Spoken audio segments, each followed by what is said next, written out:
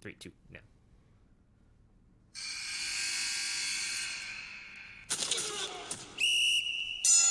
You're now listening to Sport Champs. Yeah. What is up, you guys? And welcome back to Sport Champs, Street Champs exclusive sports podcast. To my right is my man Chauncey. Yeah. To my left is my man Dave. Yeah. And to the left of him is the one and only Deryk. Yeah. Running for mayor, Mr. Deryk Trujillo. This is the first mayor that we have on Sport Champs. It's true. Oh, shit. And I feel great about it, to be honest.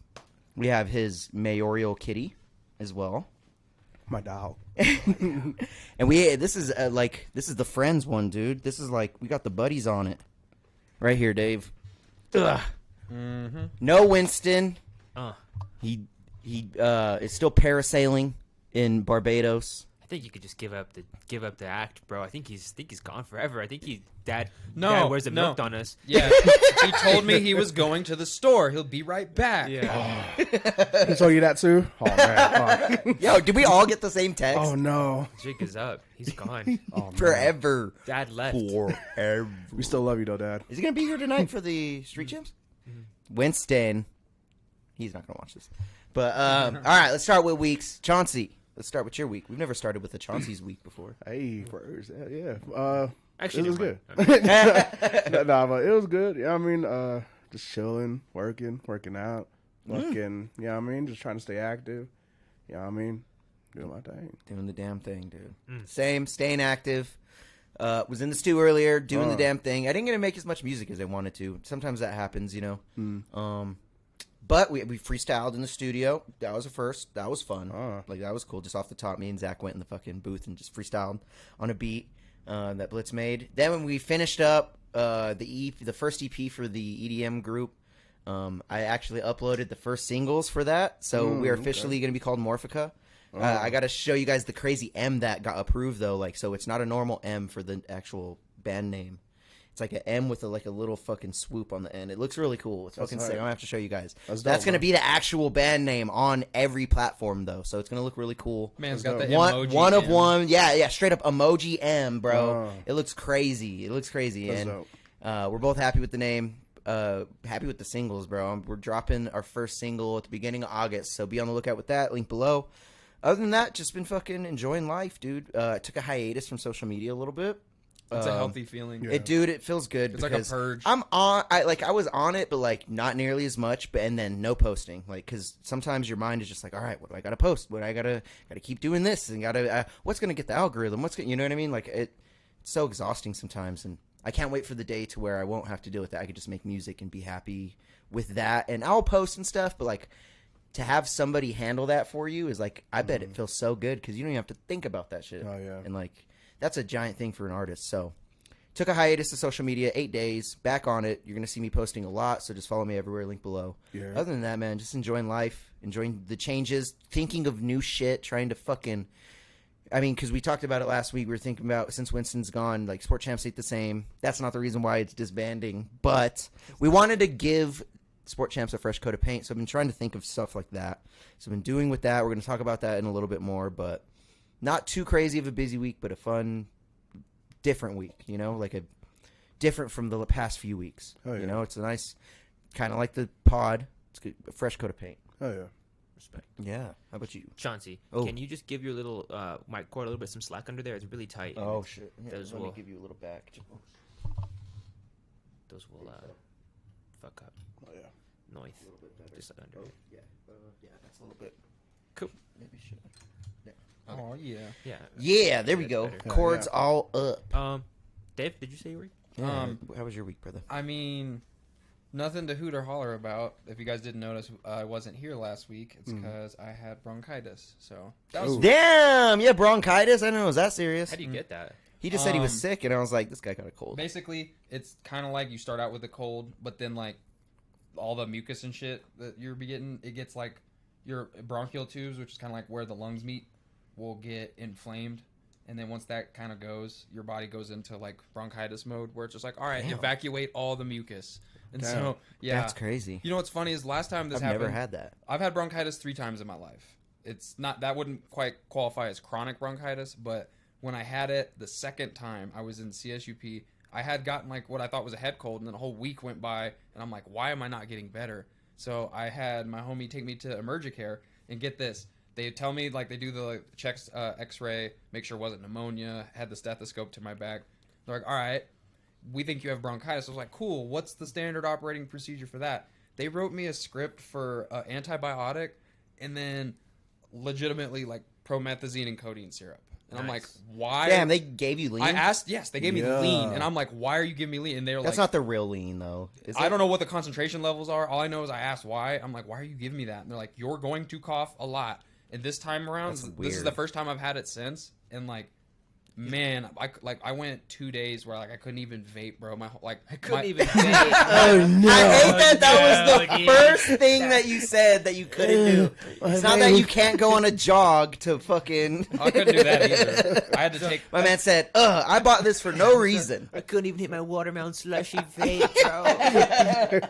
Well, like, you know what I mean? Like, With it being the first one, there's a crazy part. But we I understand do that. know what you mean, though, we yeah. do, so yeah, it was pretty brutal. I mean, So I funny. didn't feel that miserable. It was just like every like 10 minutes I was just like coughing up mucus. Dave doesn't get to be Dave on bronchitis, basically. Not really. It sucked. But I got 2 days off from work paid. That was cool. Oh, yeah.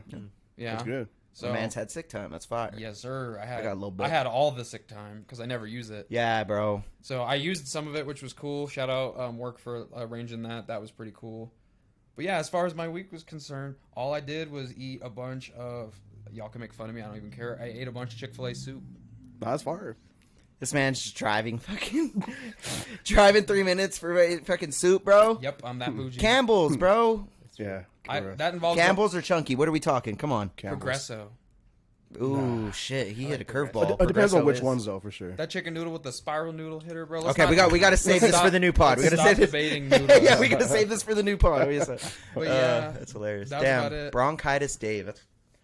That's a different Dave for sure. Yeah, super ecstatic this week. I've been watching some of the OTA footage from the Chiefs because like all the players are reporting to spring right now. So these are the non-optional training camps. Oh shit. So it's not. I don't guess that's not OTA. It's just the original training, or it's the normal training camp. But bro, I'm seeing some really cool receiver highlights that got me so excited for this NFL regular season. Your boy's ready. I just hope the Broncos are ready too, Yeah, bro. I buddy. don't know what to expect. We'll with the talk about Broncos this Sean next year. Payton in this episode because he Yes. talked some shit. Some on He social- shit. did talk some shit. As you should. Bold, but other than that, I mean, we'll see what happens. Are you that's- feeling better? am I feeling better? Yeah. I mean, I still have like I cough up mucus every once in a bit, but bronchitis doesn't just Gives go us away all overnight. bronchitis, huh? It's Like, not you a contagious thing. Oh, really? Yeah. Didn't know that. Bronchitis, That's like, what they tell you. That's what they tell you, Ricky, to fucking... To make me feel better Yeah. about it. hey, Convoluted. hold on though. If you play your cards right, bro, you'll be texting me a picture of a pint. Think I'm talking about thank you. Well, I have a lot of Pokemon cards, sir. So I think I'm gonna play them just right. Yeah, facts. I mean, boom. I like that. Derek, how was All your right, week, Derek, brother? how was your tweak? Nothing really crazy. You know, let's see. Anything sports related happened to me. I ran today for the first time for full speed. You in a did while. not. You did not run. Why did you I run? ran. I can't even picture it. I can't picture you running. it's Why? kinda Why crazy. did you run? What were you running for? What were you running from? Is the real question. Sometimes, yeah. No, sometimes, like when I throw my trash in the dumpster, I'll just be like, "Yeah, fuck it, I'm gonna sprint back." No, No, you do not. That's he was crazy. scared for his well-being. No, sometimes I just do that. You never just fucking sprint. Hey, You never just break out. bro. with His a full neighbors sprint. look at him so weird, bro. They're just like, "Oh, look, Derek's throwing the trash." Then he Derek's- just dead sprints to his house. They're like, "What the fuck was that?" Derek's all like I'm running out of duct tape. Why are I'm you running out dead. of duct tape? It's just like I gotta tape my BH to take the fucking trash out. BH. What? My BH. Use your imagination. My back hole. Yeah, Hey, yeah, I yo. like that. Yeah. What's BH? That's mad provocative. Bitch. No. Keep going. Keep guessing. What do you It's a think? Tape. It's something you can Yeah. tape. BH. Box. I feel like you're being No. facetious now. No, I'm dead ass. BH. Box? How would you come with? You were box? closest on your first attempt. He doesn't even remember his first My attempt. butthole. That's it. Boom! I said that. I said back hole. Oh. You Oh, did say damn, you're back hole. close. You flipped it. Oh. Dang, you're close. That's crazy. I mean, back hole could have been considered though, Dave. Really. Kind of. It is your back. He's It all, is your nah. back's hole. But when's the last time you guys just broke out into a full sprint? Bro, look at me. Are you fucking kidding me? Never, fool. Chauncey's like, I'm offended. He's like, Never. I'm a head out. I've always sprinted when I needed to for like survival. You know what I mean? Like, Yo, but when it does happen, motherfuckers moving, all right? Yeah, this motherfucker's moving, could've- bro. You really could have made that, like, that could have been a double-edged sword. You could have been like, bro, you ever be standing there and, like, waiting when Chick-fil-A says your name? I be moving, dog. Like, Straight up. nah. That's hilarious. Last time I broke out in full sprint. Me was to catch my bitch ass dog from fucking running when she shouldn't be running. Aspen, Yeah. like she watches the podcast, huh? Just logs off. yeah. I'm like, you know what? I'm a dip. I honestly couldn't tell you last time I broke out in a full sprint. Last time. Wow, Dave, you can't even remember, bro. We should have that. Should be the TikTok today. Street champs race. Yeah. Oh, fuck no. Oh, y'all getting smoked. I've been working out. You guys are fucked.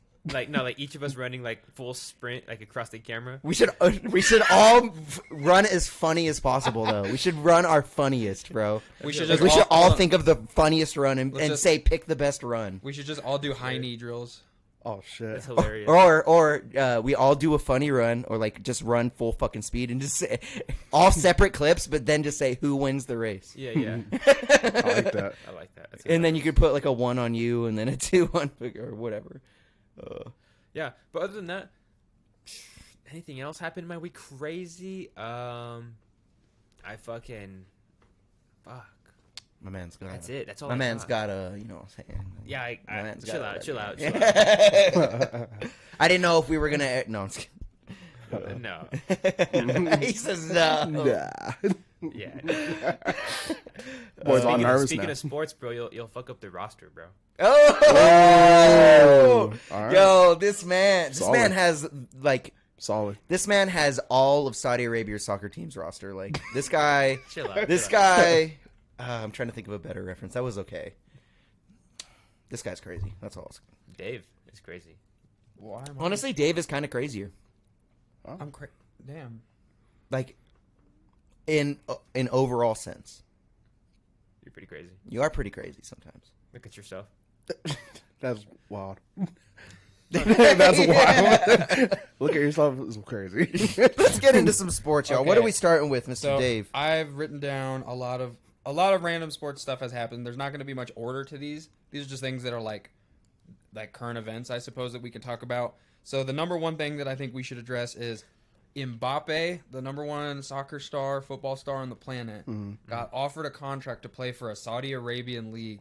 That the contract, I'll explain. The contract itself totaled for 1 year of play over $1.1 billion. U.S. Now, So it's 700 million there. So the reason, currency, the way this right? explains is he would have gotten himself 760 mil to play, but to get him out of his current deal with the current club he's with would have costed over $300 million. So that's what's included in that lump sum. But Wow. Okay. but he's rumor is he's already turned it down. Yep. Damn. 1 year, $1 billion for 1 year. That's That's unheard the of. most money any Unheard of. person in sports has ever turned down ever. for 1 year. For Would you- 1 year. I Damn. think it's because his name's Mbappe, and you just can't think straight. No, here's my honest What? My for real take is I don't think even for 1 year that he wants to go to Saudi Arabia because let's face it, they're not as westernized of a country Yeah. in any way. Yeah. And And it's Mbappe was literally dating a transgendered person. He's gonna they're Oh. not gonna be cool with that. That's not tolerated behavior there for whatever reason. You know what I'm saying? Man, So- a woman or woman? I to can't man? because Chauncey hit him with a no one heard it. No one heard it. I was trying to hold it together, but I started dying. Was on it this man to side. woman or woman to man? I don't really Let's get know. the. All right, let's look all it up. Let's look it up. All right, Because- Mbappe. Because it kind of matters. Because like, woman to man, are you gay? Whoa, no, bro. Well, I don't know. Like man to woman, it's like Why'd it go to images? my man right got away? $1 billion, bro. You got $1 billion pussy, like bro. Whoa, chill. What? I'm serious. Aftermarket? Mm-hmm. I'm saying like if your girlfriend. This sports podcast is crazy. Let me. That just took a dramatic It did. era. I'm with it though. Yeah. Mbappe. Shit, shout out Mbappe for That's I guess a doing crazy the thing. turn down. That's a Yeah. $1 billion. Shout out Mbappe for deterring the bag. No, for That being real. said, his current, if I'm not mistaken, I think it's PSG is who he's rumored to be signing with. If I don't know, bro. This says girlfriend, and I don't think. Let me see. He's all, I'm an expert at this. Let me see. So. It was a man to woman model. Wait, that's the before and after? No, that's That's No, that's Mbappe. him. That's I was Mbappe. like, damn, that's crazy. I hate that he called it the before and after. It was great. My God. Like it's a fucking weight loss challenge. But his rumored contract that he's getting, because he's the biggest free agent in soccer right now, or football if you want to be correct for the rest of the world. It's pretty bad though. Are we Okay. sure? Is this true? So like, he's- is that even so a he- true statement? Yes. He's trans. No, not him. His data to trends. I don't think he is anymore. That's him still. No, I know, But is but that- I'm saying that is just that- looks like a girl. Is that them? It looks like a female. I don't think that's a female that transitioned. It's a man to woman. She looks like Kim Kardashian mixed with Beyonce. Yeah, for real. Like, what is going? Give me that that shit. was very We're accurate. finding this out. Hold on. We're just looking at pictures. We need to find this out, bro. So This is not. I misspoke on the teams. He plays for PSG. The contract that he's got is sinking is with Real Madrid. Okay. So, but Madrid it's, be fire. what is it? Yep, the first transgender model to appear on Playboy. Someone in the chat is asking a hilarious Oh. question. Oh, geez. Right here, why Mbappe broke up with his transgender girlfriend. So, boom. My man's single. Yeah, but point being, like, he's a lot more. Ennis Rao. He's a more progressive dude Enis and Rao. with views like that. Going to a country like Saudi Arabia that does not jive. I'm surprised they would even offer him that then, because No, if they- they're so strict in their Look ways at the, like that. Look at that that LIV golf tournament where they were giving all those golfers like dummy money, bigger contracts Crazy than money. ever seen because they want to they want enterprise in Saudi Arabia, they want sports in Saudi Arabia, and rather than creating their own leagues, they're just gonna like outsource all the best players that they can. Mbappe turning this down is either, like I said, it could be a personal move. That's what I'm speculating, or maybe just maybe he's just dead set on what he's like going to Real Madrid. He's going to be making like $100 million a year. He's going to be making insane money. He's turning down insane money to still make great money. Like, let's be honest. He's probably just looking I at mean- like the long road of everything because And it's only 1 his year. off-field endorsements are going to be way better not in Saudi Arabia. I mean, and let's talk about the competition. He'd have to even be playing in Saudi Arabia. There's no one that, like, who is even playing? Like, I mean, the reason that this is kind of trending, though, or that Ronaldo? this is big, is because you have like the big free agents, like Lionel Messi's in Miami. He had like 6 goals in like 2 games or some shit. Like he's just and he's not even playing the whole game. Don't quote me on the numbers, but he's going on. Not even playing the whole Some of these players are kind of like starting to get a gauge of value of life, and I think some of their free agent signings are starting to reflect that. You know what I'm saying? Some players want to do what it takes to win. I think that like wherever Mbappe goes, he's going to be competitive. That team is going to be competitive. But this is the single biggest sports contract ever that I'm aware of. He legitimately got like Floyd Money Mayweather's whole fight purse of his career for a 1-year gig. and turned it down. And you know, I think you're right though. The geographic location and the Western societal values. norms And his yeah, view and his they're- views and I his don't- life. they do I don't play a know huge that. Like factor. in college, I had a professor that she explained that her husband, who was also a professor at CSUP, got offered a job to teach full time in Qatar, or Qatar. I think that's how they pronounce it. It's really pronounced Cutter. I thought it was Qatar. I'm not sure. I just don't want to butcher it. That being Kind of like Cutter more. But that being said, she said that the reason that the two of them didn't accept the job because he would have been making like his standalone salary there would have been more than theirs combined, and then that double type vibes. And she said they didn't want to do it because he knew that if they go to that country, his wife could never go into public without having like a headdress, being covered head to toe, nothing exposed. A male. That's such weird. You have to have a crazy. male So part weird. that like crazy. guides you, or like a chaperone, if you will, everywhere legally. And That's he weird. didn't want to subject his wife to that life, regardless of the financial stability. His wife would get hit So- by not him. Like it would be like some dude. Like So yeah, if bro, they're crazy that, out there. That lended itself to me to the idea that these Western values are a big deal. Like, and on top of that, since soccer is not as big, like a valuable point as to why Messi went to Miami. Let's face it, like Messi's one of the biggest athletes in the world, but in North America, he can go to Publix and but like he can go unrecognized. That was a publicity stunt. That Why whether the it's fuck would he fucking but go to public? The reason, but listen, true or untrue, like if we asked every person on the pod, like every single, not us, we're a little bit more aware, but if we asked like all of them and we're like, yo, bunch of random athletes, no names, and ask them to match the names to the athletes, there's a possibility Messi might not be that known in their zeitgeist. But if Messi moves to Pueblo, oh, you damn fucking well know everyone that's gonna know Messi's face. People would literally, if they would just be like, "Ain't that the guy that fucking got the medal?" Like if That's anyone the guy that got the medal. fucking Like they would be like, "Yo." yeah, if anyone moves to your city and they're famous as fuck, like you're gonna hear about it and you're gonna look them He up. still can't go anywhere, no matter what. Yeah. Yeah, but No matter I think, where. I mean, not getting too carried away. I just think that these players, are, like, there's the player empowerment era in sports that we're all kind of existing through, whether that be basketball, football, soccer, etc.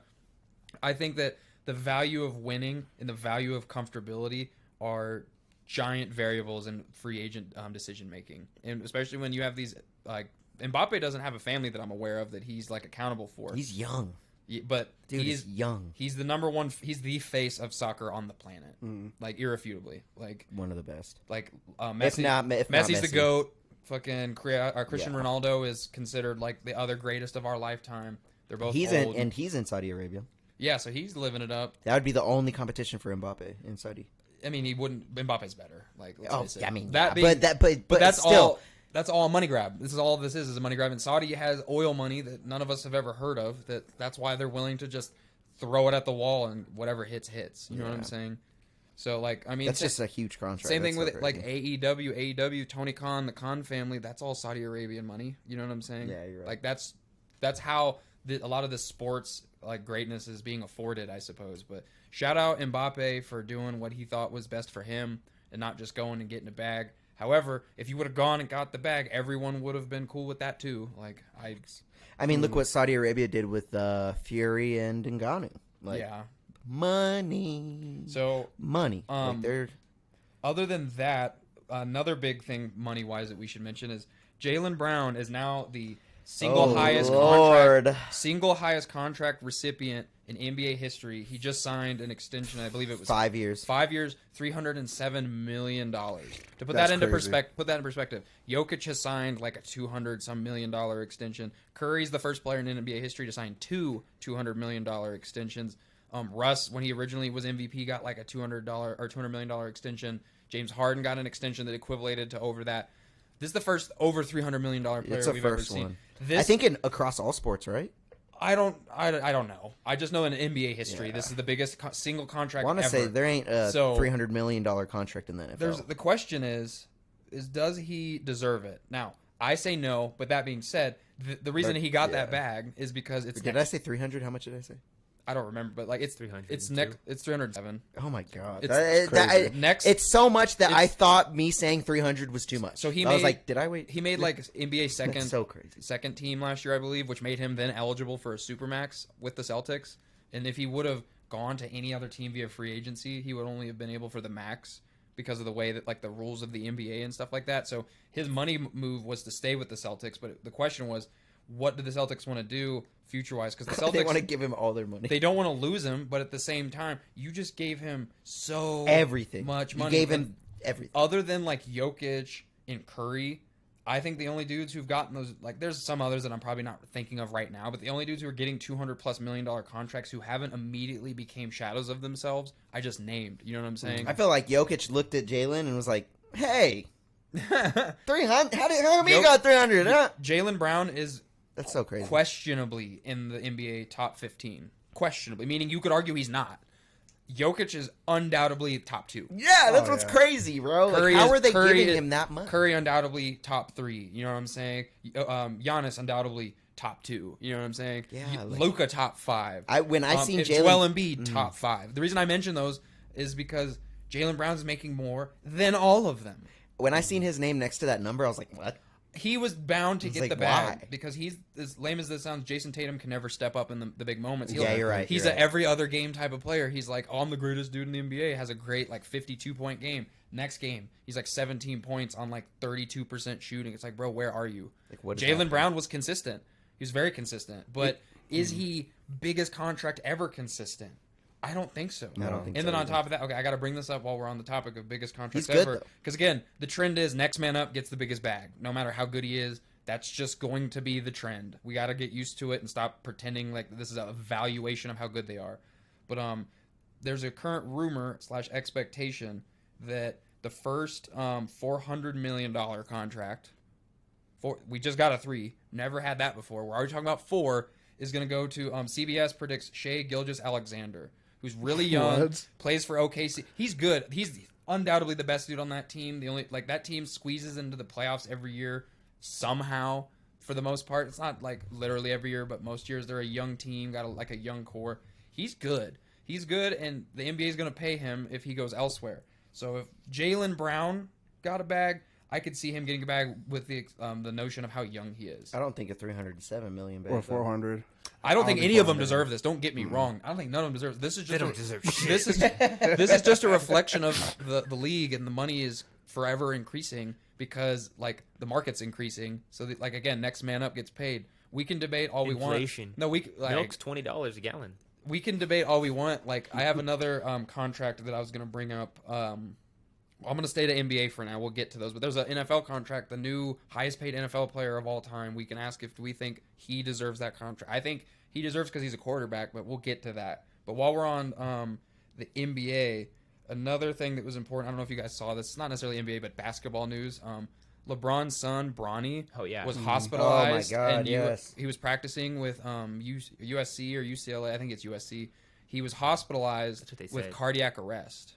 And so an 18-year-old and having a heart attack. He's probably he might be like 19 by now. But the point being, that kid is undoubtedly in better shape than all of us. Yeah. Going into cardiac, it can't be that they worked him into cardiac arrest. I refuse to all believe these conspiracy theorists are saying it's the vaccine. the old I mean I wasn't going to say it because there goes the no I'm just kidding. I don't know, but yeah, that's what they're saying. It's saying that the vaccine, but I don't know, bro. Like there's so many like random things that could just go wrong with your body. Like there's a lot of variables. You can't just boil it down. I mean, to that. what's his Shaquille O'Neal's son Sharif O'Neal had to have open heart surgery and missed like an entire season at LSU. Jesus. And he's again same vibe, as young as can be. That's so crazy. Do you think it's just they're going too fucking hard? That's part of it. You have a natural like body fat and like weight too. You can't just all be like. And I mean, they have good out all the time and shit. They have to have good doctors and like sports medicine people around them. But I think what it is like their parents' version of going in and practicing was like they would go hit the Y or go like play pickup ball outside and stuff like that. Their parents weren't hitting the oxygen mask on the treadmill when they were like 13 years old. Like, I guarantee you Bronny has been doing. Bronny has probably had the workout regimen that his dad has had since his doctor gave him the green light to do it. Yeah. It's a lot different. So that being said, his regiment is probably on a level that is not necessarily suggested for younger people. Add pussy, add no sleep, and add partying on top of all of that with college classes. Yeah, you're having a heart attack. Oh, yeah, he's not sleeping much. You're having a heart attack, He's not man. sleeping much. Damn, that's so crazy. It's just tough. I mean, obviously, he's home now. He's resting. He's recovering. But like a heart attack isn't even all that. A heart attack is like... Cardiac arrest isn't necessarily... Yeah, cardiac arrest is like... Your heart is having like episode, but it doesn't... The heart attack is your heart stops. Yeah, you have have like a blockage in your fucking 3 arteries, and like... That can definitely cause it, yeah. Yeah. It's still an episode that can lead to death very easily, and to see it in a young man who's not even old enough to buy alcohol yet is like terrifying. It's crazy. It's crazy. I just pray that they get him the medical help that he needs, and I also hope that he recovers from this. Whether or not basketball is or is not in his life, he's going to be financially okay. I just want him to be like physically okay. Yeah. You know what I'm saying? Nah, fuck that. Damn. That shit's tough. He says that shit's tough. Honestly... Now, Chauncey. Oh, fuck. Heart attack at 18 years old. Cardiac arrest. Cardiac arrest. Yes. I don't think there's a difference. Anyway. I kind of agree with you, yeah. So, like you were saying? You think he deserved it? LeBron's son? If you're LeBron's son, right? Am I getting Yes. If he deserved it? You think he deserved it? I'm going to go with the answer no. But... You know what I mean? I like that answer. yeah, we just find out that LeBron has just been like, this is going to be a hilarious conspiracy take, so let me put my tinfoil hat on for 1 second. Oh, jeez. Dave is going to go crazy. LeBron's just like, he just like dropped all of his kids of adrenochrome for all those years. And that's why he was able to play for 20 fucking years. He's just drinking bone marrow of his kids. Nah, jeez. That's how his fucking hairline came back. Yeah, there's a known correlation between adrenochrome and fucking Danny DeVito hairline. Nah, That's a funny take. That's hilarious. just a hot take. Good point. It is a good point, so- dude. Transitioning away from basketball. That's hilarious. There's some NFL news. So I was hinting at it before. So Saquon. before we even get to that, Justin Herbert just signed the biggest single contract in NFL history. Really? If I I'm did not see that. So he signed a $262.5 million extension. Jesus. It's so in total it's 7 years, $296.2 million is his current contract through 2092. And if That's crazy. I'm trying to look at the breakdown. So his base, That is. I mean, do you think he deserves it? First off. he's the next quarterback up. Yeah, I would agree. That position will forever be the most paid. It used to be that rookie quarterbacks back when they didn't have a cap on the rookie contracts. Like Sam Bradford, when he came into the league in St. Louis, was the highest paid quarterback in the league. That used to be the trend. So they kind of ex-nay that. Now we're in this position. So, but he has the most receiving yards in NFL history in the first 3 years of a career. It's impressive. You don't know the only reason that Mahomes doesn't have it is because Mahomes sat on the fucking bench a year behind Alex Did you Smith. see how he said it? Yeah, because I don't want See to. how he said that? Because if you compare Mahomes' first 3 years starting to Herbert's 3 years starting, you have an MVP, a Super Bowl, and way more yards. Why do your eyes perk up when you bring up Patty Mahomes, Because dude? that's my guy. Oh, fuck. But no, he's making more money than him, so you gotta look at it like that. That's so much money, dude. Gotta For a look like young that. kid like that. That's so crazy. But so the way it works is his base salary breakdown. I'm trying to look at the cap hit. He has a really crazy cap hit on like one of the years. Dun, dun, dun. So his 2023 base salary is going to be like $1 million, and then he's going to have a mean signing bonus. But the cap hit for forgive me, this is a lot of numbers. The cap hit is going to be about like $8 million, and then the year after that, the cap hit is going to be $20 million, just shy. Cap hit after that's going to be $37 million, so that's relative to what Mahomes' cap hit is going to be hovering around. Josh Allen's cap hit's going to be hovering around, and then he has a $46 million year, a $58 million year, and then he has a $71 million cap hit in 2028. Which, let's face it, they're going to renegotiate far before then because they're going to bank on him regressing a little bit. Damn.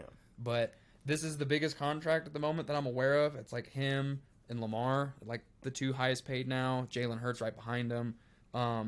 This is interesting, but he's done nothing.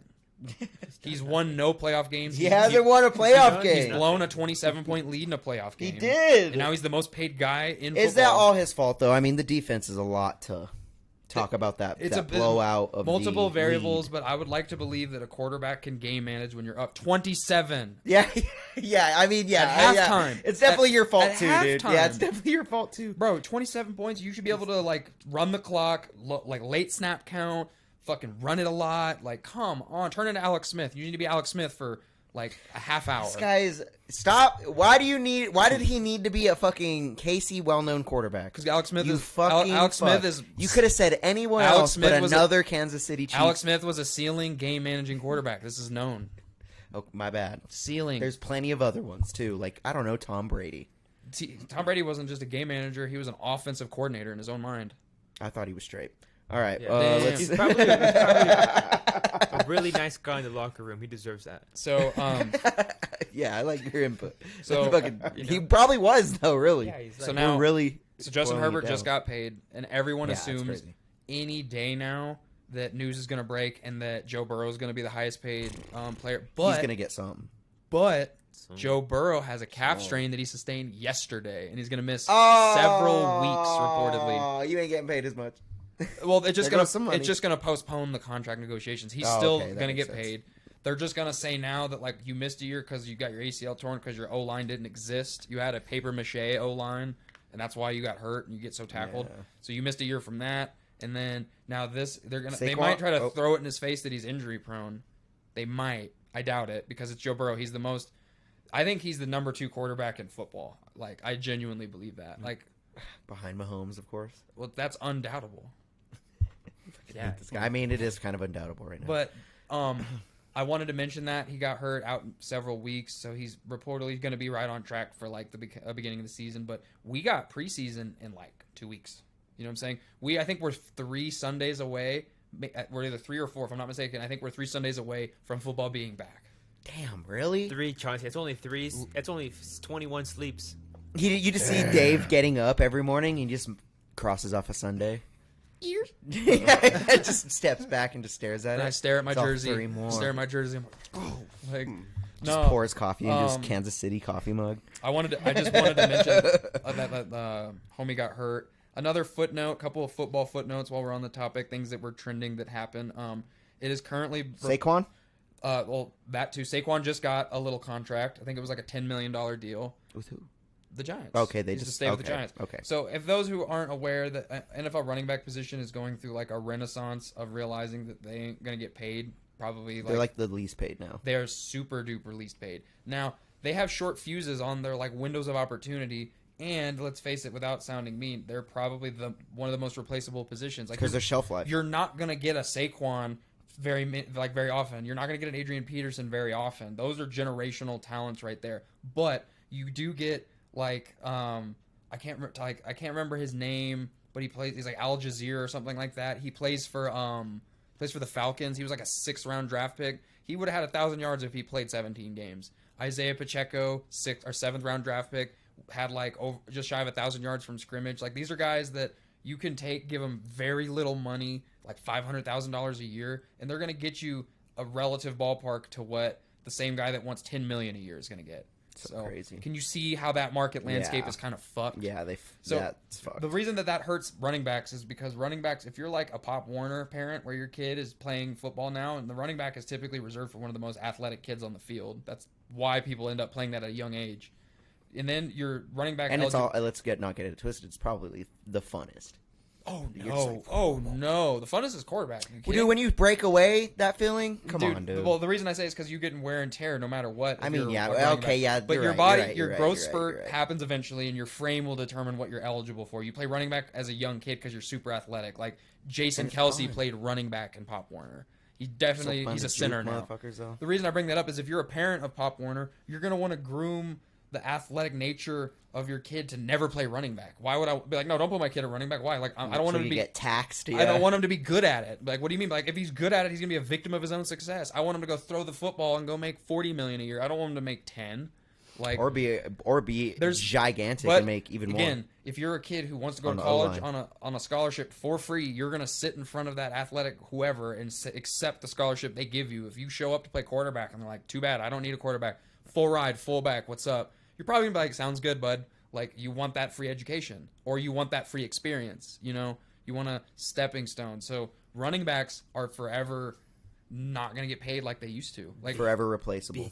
it's like, okay, so like it's currently reported that the expectation for the highest paid running back for next season is going to be the rookie drafted Bijan Robinson.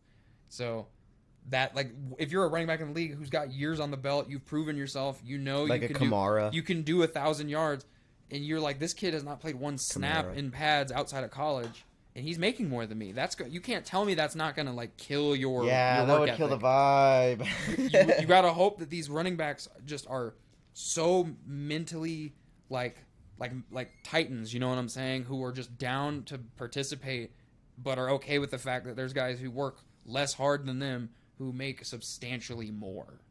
And they're a very significant role. Like, you can't undershy like a running back position, halfback position like that. If you have no running game and you throw it, like, it's easy for defenses to try to scheme against. So you create like a dynamic. So there's a couple of running backs like Josh Jacobs, Dalvin Cook, Saquon was kind of one of them. I can't think of the other one, who are all like assumed free agents who currently don't have a home, who are all kind of like, what the hell? So the NFL needs to address the running back position. Like, one thing they need to do, I was talking to Josh, shout out Josh, he was referencing this, that they need to take the when you draft someone, you get them for 4 years, and then you can franchise tag them. So you really got them for 5. If you draft them in the first round, you got them for 4 with a fifth-year player option, and then you can franchise tag them, so you can have them for 6. And when you have them for that rookie money and that player option, you're getting away with paying them a lot less. The time it takes to get to that second contract, every position wants to get to that second contract. That's why we're talking about this in multiple sports, you know what I'm saying? That's when you get the bag if you deserve it. Running backs is a position that's got a short lifespan. And then, like, okay, great example, Isaiah Pacheco. He's an older back. He played longer years in college because he needed it. I think he's like 24 right now. By the time he touches the second contract, he's 28 years old. Who's paying a 28-year-old running back big money? No one. Absolutely no one. They're like, you have 2 years until you're pretty much exiled, guy, unless you can prove you're versatile crazy. and can catch passes like a Deryk McKinnon. Deryk McKinnon revamped his career because he became a wide receiver, basically. The only guys who wide receiver. The only guys who are going to be paid moving forward are going to be the Christian McCaffreys.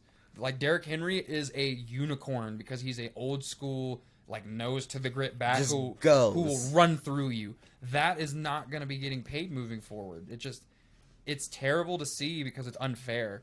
But at the same time, if the NFL could address this, shorten just the running back rookie contract time length, get them to their second contract faster, you're way more likely to pay a 1,000-yard third-year rusher who's between 24 and 26 than you are who's 27 and 29.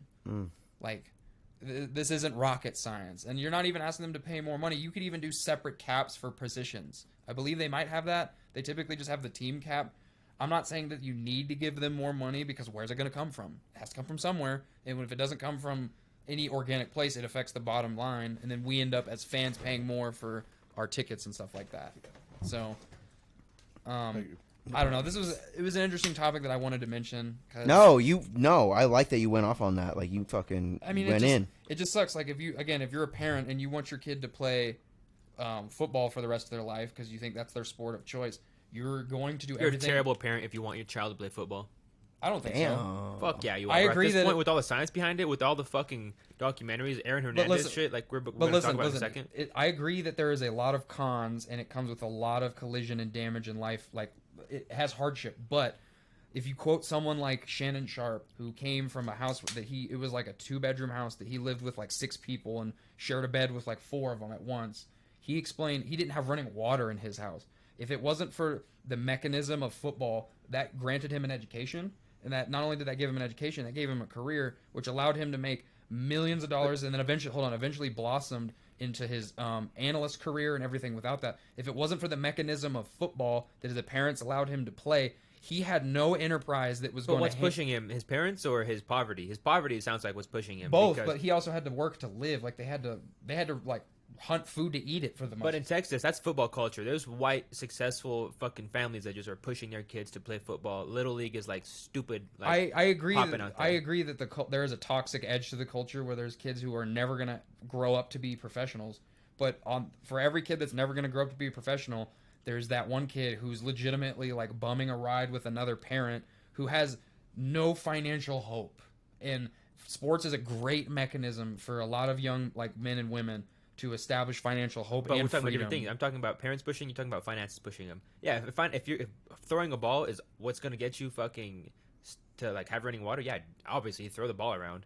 But like if throwing the ball is what like just what your parents are pushing you to do with no thought of your life and your brain development and your fucking happiness in your future, that's kind of fucked. But what if football is their happiness and future? You know, there's those kids too. That's true. Yeah, there's different stuff. Because like the parents push, and then they're like, "Fuck yeah," you know. Yeah.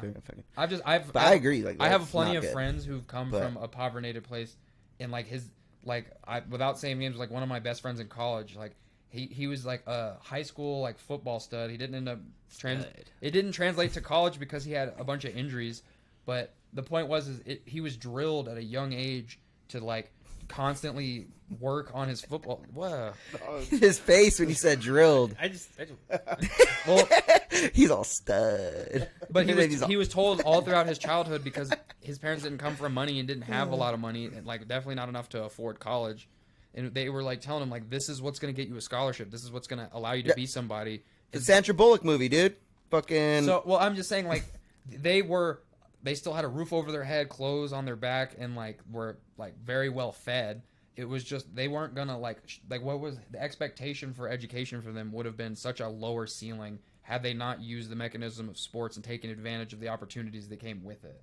So that's why like it's I will agree it's a very shallow like the key to giving your kid a good life is to be prepared to give him a good life. But if you can't, it's not a shame to like have them take steps that you didn't. And my thing is football ain't going nowhere. They're No. going to change it. These kids are going to still They're going keep to change playing. the rules. And like they'll I do said, this and that. But we're not going to lose running backs. Running backs aren't going to switch positions to receive. You're a running back because that's what you're good at, and that's how tall you are. they and, choose to do that. You know what I'm saying? Most running backs have a frame and size, and like if you were taller, you would be a receiver. If you were taller, you'd be a DB. Like you are typically categorized by your body type, and that's kind of where you lie. So I'm sorry, homies, but if you're like 5'10" and you weigh like 210, 230, you probably don't have much hope outside of the running back position. Yeah, and these homies know what they're going And you into. still want to Like, participate. You want to be a part of the team. You want to win. So people are going to be equally as motivated. It's just the parents who, like you were saying that you were pushing back against, who have that wherewithal and that know-how to be like, okay, so like a dad, let's say like when Ed McCaffrey was bringing Christian McCaffrey up, Ed McCaffrey and Christian McCaffrey did not play anywhere near the same position. You know what I'm saying? You got like a wide receiver, and then you have just a pure running back who catches a lot. He's a receiving running back. But like you think Ed wanted Christian to play running back, or do you think that they kind of realized they temped the room? They're like, oh, he's a little bit shorter, he's very stocky. His career as wide receiver would have been like a Danny Woodhead, which still dog. Like let's be honest, Yeah. he would still, if Christian McCaffrey played wide receiver, he would still be really good and competent. he wouldn't be where he's at But now. he played where he succeeded. Yeah. So that'll never change. The question is what degree of like running back like motivation is going to subside. You know, like you want to win, but you also know that you're kind of getting fucked. Yeah. I mean, all those football players know what they're getting into. They all sign up for it. I kind of view it as like a fighter. Like a fighter knows. Oh yeah, He's like, might die here, but Yeah, you signed they up. they signed up. They chose to do it. They're willing to take the money for it. So it's like, if they want to do that shit, then yes. But I agree with you. If there's a kid that like, they're just getting pushed by their parents, like that's like, no, like you're gonna be the greatest because you're gigantic as a kid. Da da da da da da da. The reasons. And the kid's like, I fucking hate football. Like, then yeah, that's fucked. But if there's a kid out there that's like, I want to be the next Marshawn Lynch. He's like, and that's what I want to do, and I'm gonna do it, and I don't care about then it's like, okay. I think either or, both of those sides, they should both be knowledgeable of what happens, like, after a long time You can end of up experiencing fried. that. I think for both sides, though, like, if it's the supportive parent or the one that's pushing, or even the kid that wants to do it passionately, they should both know, like, the results of what could happen. Now, Not even just but fries. Go ahead. Shannon Sharp is obviously a very rare gem of a person. You can't have the expectation that you will become the next Shannon Sharp, whether that be on the field or off the field. That's a one in But like, he's it's a one very in rare one. human. But when he's been interviewed and they asked him, because they've interviewed him and said like, what you made so much time sacrifices from away from your family, away from your kids, life experiences at the expense of practicing and staying in shape for football. And they said, do you have any regrets? And your body's like, you have both hips have been replaced. I think he has a knee replacement. And they've asked him, do you have any regrets? And his exact quote is, he's like, I have 0 regrets. And if you ask my family if I regret the decisions I made, I would tell them I would do it again in a heartbeat. Because if not, like, he basically said, like, my great grandkids are fine. They don't got to work a day. And obviously they're going to, but he was explaining, like, he has such a generational wealth that his family tree has never seen from the sacrifices that he made, that he said he would do everything again the exact same. Facts. Now, again, you Very can't different. have the expectation that you will be Shannon Sharp. Yeah, that's like a one of one. that is When such- you have poverty driving you, bro, there's no other, like, nothing else drives you. Like, am I gonna fucking eat today? Yeah, facts. There's Absolutely. no other Yeah, thing facts. like Sleeping in dirt and shit. exactly. Like, there's nothing that's gonna put a fire under your ass, other than But like, let's say what am I gonna do for life? I agree, but let's say he has a day where he's not feeling it, and one of his parents were to go out there and like he was like slacking on some type of drill that he was doing electively at home, and he's just kind of like just not in the mood to try it. And his parent, would it be wrong for his parents to go out there and grill him? Like, no, you're gonna throw this fucking football another 900 times today to hit your 1,000 tosses, or you're not coming in. Are they wrong, or are they? Yes. Are they like kind of pushing them? You know what I'm saying? Because I think it goes both ways. It's Depends, abusive. man. It always That is depends. abusive. But every person I know Depends. that says if like all my friends whose dads were their coach on some type of team or another have explained that when the coach hat comes on, he is not my dad anymore. It's not that he's no longer the guy who produced me. It's you can't be a dad to your, like, you got to treat the son, like, if anything, you got to treat your athletic kin worse than everybody to prove that they're not special. And I've seen that demonstrated many times over. So like all my like friends' dads who were coaches, the dynamic changes once that ball cap comes on. And so that parents have to put multiple caps on all day. You know what I'm saying? While we're still on football, kind of lighter note, not bad. Two quick breaking news. There's just tidbits. The CU Buffs have been approved to go back to the Pac-12. Nice. Big Sorry, 12. Big 12. From the Pac-12 to the From Big the 12. Pac, yeah, Big 12. From Pac-12, Wow. which I- the Pac-12 is dying. Yeah, I that's mean, like we what, would have like slaughtered Sooners? the Pac-12, I think. What teams are like Sooners? No, you fucking- didn't. You guys were still bad in the Pac-12. Oh, really? Yeah. So we're gonna do even shittier in the Big 12? You'll do better in the Big 12 because you'll have it'll be better matchups. I thought Pac-12 was worse. What? I thought no. Big 12's like the fucking top fucking colleges in the nation. Yeah. No, SEC. Oh yeah, Oh. yeah. The SEC by it's not even close. There's so many. Fucking college is fucking crazy. Yeah, there is. There's a lot, and then there's the ACC. That's Yeah, where like there's so Clemson many plays. fucking- Clemson's like the biggest one coming out of them. But no, it's just cool. They're going back. Colorado will get They were in it. Colorado will get way funner matchups to go see in person. Some of the old rivalries will come back. Big That'll be- matchups. that's gonna be It's, I cool. mean, it's just making. Do the I think whole... they think their plus minus on wins changes much? No, Colorado might win. Fucking their over under according to Las Vegas. I think is 3.5 wins next season. That's it. It's a new. I mean, new, completely new head team. coach. The New fucking team. quarterback is his son, and he made that whole speech about how no one's position is assumed. No, like you were the starter last year, don't mean you're the starter this year. But my son is starting at quarterback. Just saying. So a lot of people aren't cool with that, but it's still. It's going to be great for CU money wise because I get asses it, in but- seats. The spring game went from like 1,000 participants to sold out. Like Yeah. this is huge. It's Um, gigantic. This will be good. life-changing. Ultimately, this is a good thing. Now the Pac-12 is crumbling. We're on the verge of having like 2 super conferences, basically like 20-team super conferences because the SEC is expanding. Something like other schools need to leave. Like Mizzou, honestly, I wouldn't mind if Mizzou went back to the Big 12 because Mizzou does not belong in the SEC, bro. We keep getting our asses You keep whooped. getting fucked up. We had 2 good years. We had 2 really good years. We were in the SEC championship game both years against 1 year against Auburn, 1 year against Alabama. And they were saying back then because there wasn't the playoffs, it was just before the playoffs is the top 4 seeds. Before it was the 1 versus the 2 seed, and that's the national championship game. No matter who wins, whatever. And they were saying then Mizzou could have won both of those SEC championship games, including Alabama, and we wouldn't have gotten the 1 seed. So Sheesh. that's how our odds were. So, but that being said, that's pretty cool. And then the other thing is the Washington Commanders sale got approved. No, Chauncey's just all like into nothing. He's just like looking at nothing. So I'm vibing, What about man. the Washington football team turned Washington Commanders, formerly the Redskins. They were trying to sell that team for like a short minute, and an investment group that's partially headed by Magic Johnson has the approved bid. So chances are not only are they going to sell, probably going to change names again. Because the Commanders, dog? It sounds Yeah, like change the sound like a fucking CFL or like Change the you fucking sound like a name. Division II hockey team. Like, come on now. The Washington Survivors Mm. because they have AIDS. Whoa. Because Magic Johnson. I mean, we'll just. The Washington Red. Yeah. Oh, it didn't go. The Washington Red Ribbons. But ribbons. other than that, Here, I got you, Dave. Wait, let's talk about Aaron Hernandez. Talking MMA. Oh, wait, you guys were Oh, talking about Aaron fuck. Hernandez? Well, we also gotta wrap this up before at 6:40. okay, Okay. we'll jet through. I mean, we have. Yeah, that's good enough. We That's could- a lot of time. yeah, we'll jet through That's the a lot MMA of time. talk. I mean, for those who don't know, Wait, so did Aaron Hernandez's brother play football too? I just wanted to ask that before Probably. we get into this. Does anybody know probably- that? Are you trying to sign or assess whether or not he I does just- or does not have CTE? Yeah. He I'm was like- the one in the Aaron Hernandez documentary. If I am remembering correctly, he was the one that was living at his house, right?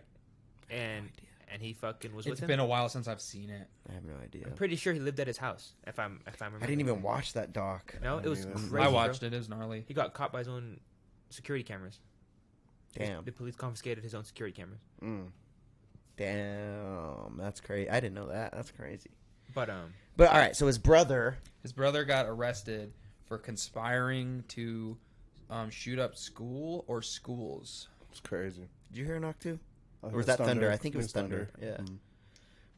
yeah, I did see that. Multiple schools, right? And it was Yeah. one that he worked at, or The like fuck? had connection to, That's crazy. or So- like went. Whether or not he played football, which could lend itself to the idea that he does have CTE, I'll Google it. I think that the environment that was okay, let's just face it. Aaron Hernandez did not grow up in an environment that had zero involvement in who he became. You know what I'm saying? That his environment absolutely had a huge involvement. Apparently his dad was mad abusive. That's what I heard. So and they were like, he was one of those people who had to do sports whether he liked it or not. Now, fortunately, he ended up being a great tight end and had a very promising NFL career.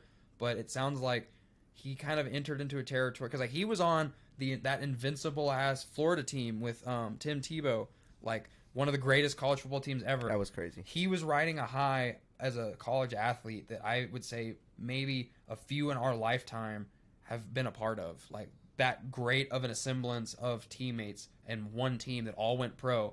So like, let's face it, he didn't live a normal life, whether it be his dad's upbringing as well as once he actually got good at sports, he was just like thrusted into the limelight, kind of like a Johnny Manziel vibe. Now he didn't have the same reaction. Johnny Manziel drank and did a bunch of pills. Aaron Hernandez was like killing people. Draft day. And on top of that, there's the way he said it. well, there's also a hypothesis because like Aaron Hernandez had like a lover, like a gay lover in jail who like exposed it. Multiple after he died. gay lovers throughout his life. They exposed, and that's what I'm saying. So according to the documentary, since high school, there's I heard that was a lie though. well, I don't know. I Seemed wasn't legit. his boyfriend was fucking explaining the shit out of their lovemaking. But bro, I think that it's a believable conspiracy that one of the reasons that he killed like I think it was like his girlfriend or ex-girlfriend at the time was that she was I thought he killed his friend. whoever he killed. There's a rumor that they threatened to expose his sexual identity. No, that's exactly right there. Yeah, it was his friend that threatened to expose it. and so he fucking killed him. Yeah. Jesus. Damn. And it was irrefutably exposed via prison. That's a way to stay in the closet. No, they found like because in prison your communication is limited, and you basically have to pass notes and shit. And there was a multitude of notes written on both parties that was since exposed by his like prison lovers. Really? Whoa. He was given like let's just say he went into prison a tight end and came out a wide receiver. Ooh. This came guy out is reverse. this guy.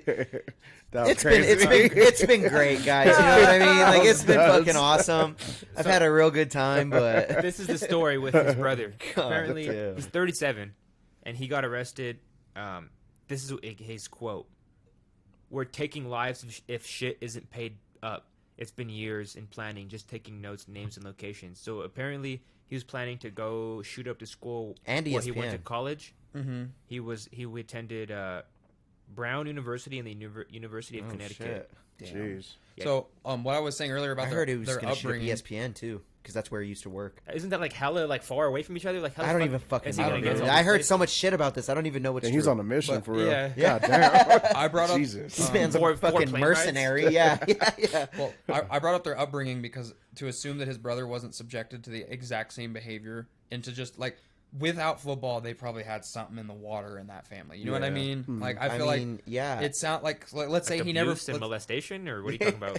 I'm not specifying because I don't know, and all I'm insinuating is that for the behavior that his brother ultimately committed, to assume that any amount of that wasn't either learned or like some type of traumatic response behavior, I think would be a lie. So I think because of that, like they weren't. It doesn't sound like they were given a good life. Yeah. You know, like regardless of the circumstances that happen, and especially with the circumstances surrounding your brother, no, maybe he was privy to his brother's like sex identity as well as the fact that he was killing people. Wasn't Aaron Hernandez raped as a kid? I'm pretty sure that was in the fucking documentary too. Molested or even some know. shit. I don't remember, but Yeah. that would make sense as to why, because like you have a trauma response, which echoes into like a bunch of psychological problems as you got older, and for his brother to have been subject to the same behavior because he's living there, it's by proxy. He's gonna have a lot of the same psychological problems, and you're gonna dissociate with society pretty fucking hard when your confidant was your emotionally dissociated CTE brother who went to prison and ultimately killed himself. So now you have a stigma to your entire name and family. He can't live a normal life. Yeah. So it's like, and he never lived a normal life to begin with from the sound of it. So I assume that this is echoing trauma. I mean, Doesn't it's justify- the worst. It's the worst way to echo it. It doesn't justify a damn thing. Yeah. Yeah, Don't- I mean that's. I don't care how many times like you were abused or anything that doesn't justify it, but I can say as someone who's never been through said trauma that I can't empathize because I don't know what that's like. You telling me you got that haircut and you ain't got trauma? Yeah. I would have started college. I had to. That It was was- nuts. he served me something good, and I had to spike it. I would assume a college like Brown should have like top security. It's like one of the top fucking universities in the I country. believe it's Ivy League. Yeah, exactly. Like they need to be popping fools if they're fucking if they're pull out a gun Damn. on campus. That shit's True. crazy. I would assume so, Yeah. but I don't know. Crazy. It's crazy. It happened. I'm glad they stopped it though. So Jesus now- fucking Christ. Let's transition Let's- to MMA. Oh, let me hit it. Let me hit it. Let me hit it. Where'd it go? Oh, hold on.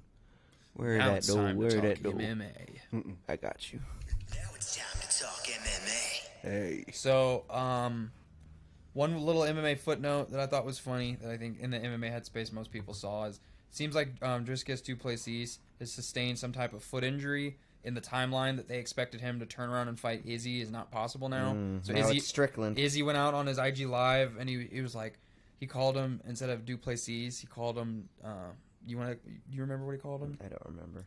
Du Pussies. Oh yeah, that makes sense. So I mean, I thought that was funny. How did I not think of that? So no, he Jeez. called him that, and he said, "Sean Strickland, you're in." Or he goes, he said, "Du Pussy out, Strickland, you're." I don't know if next." you, and you know what I heard. So Strickland recently came out and responded to somebody on his Twitter. They were asking him, they're like, "What's good on that Izzy fight?" And Strickland went out and said that the UFC isn't interested in that fight.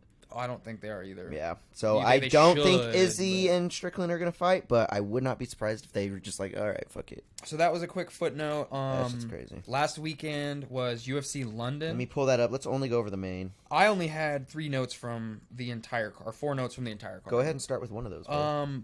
The first note is this is notable. Okay, so First note is notable, guys. yeah, free agent, I just noticed you said that. free agent MMA fighter Michael Venom Page sat front row That is big. That's big. at O2. He's gonna sign with the UFC. I would be shocked if he didn't. But If he doesn't, I'm if gonna he- be like, "Bro, what are you I doing?" could see him going to ONE FC because he could do his kickboxing shit or do the humor other bouts. I don't see him going to PFL because PFL is supposedly going to buy Bellator anyway. I could see him re-signing with Bellator.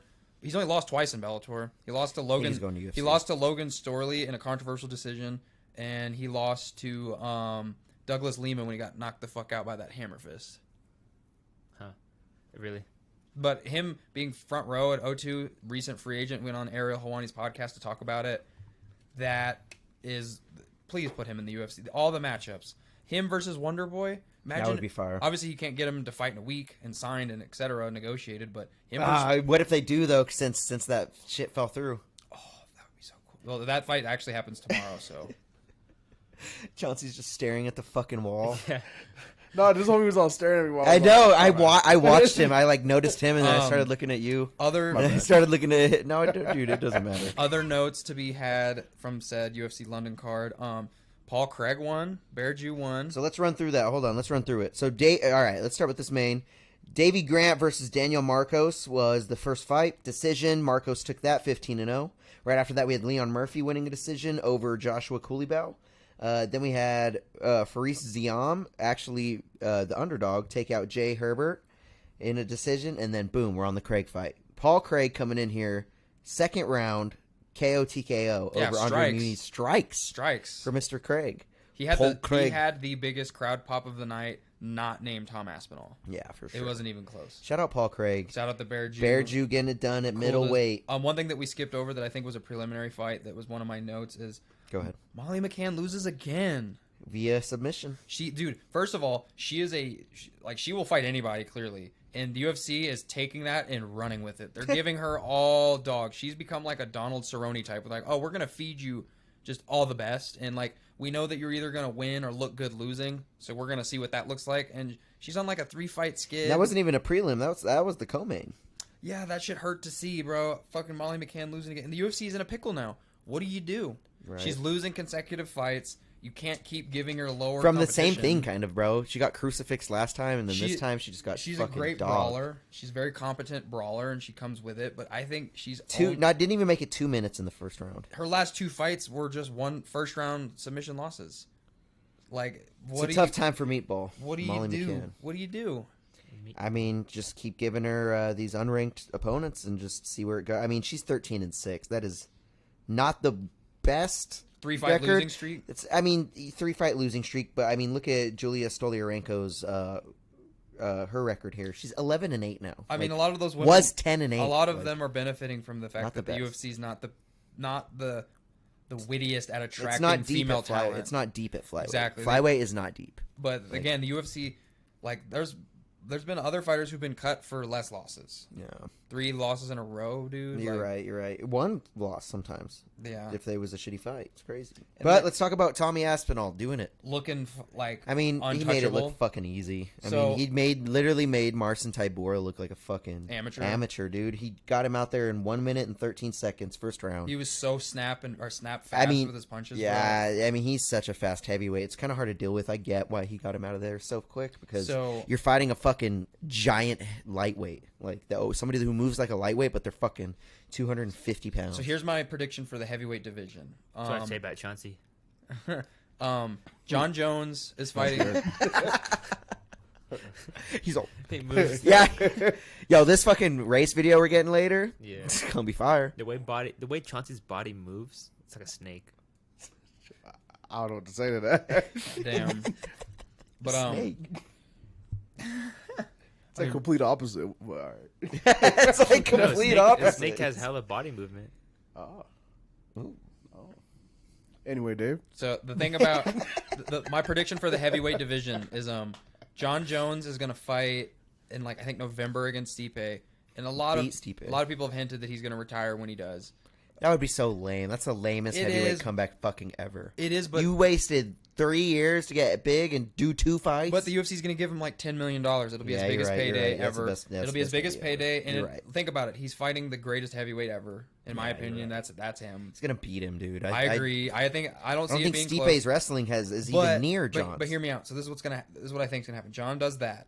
John, whether he wins or loses, or whether Stipe wins or loses, I predict both of them retire that night. I wouldn't be shocked. That would be pretty cool. So they retire.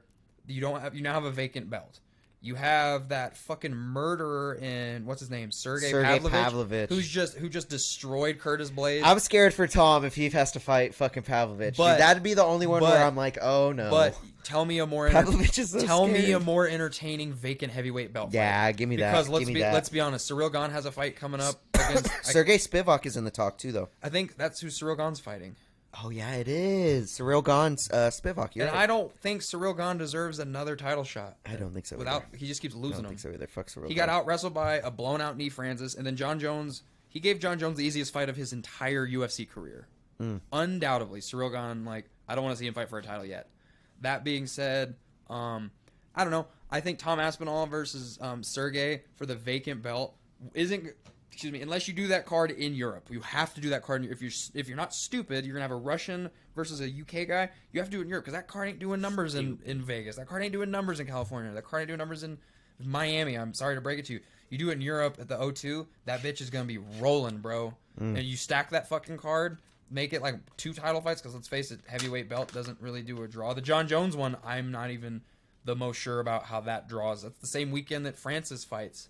I think it is. Who does the better numbers? Who knows? But moving on, I think that's going to happen. I think the heavyweight division is going to fast track Tom Aspinall. He's going to get a number 1 contender fight or an interim belt fight next. I'm just calling it now.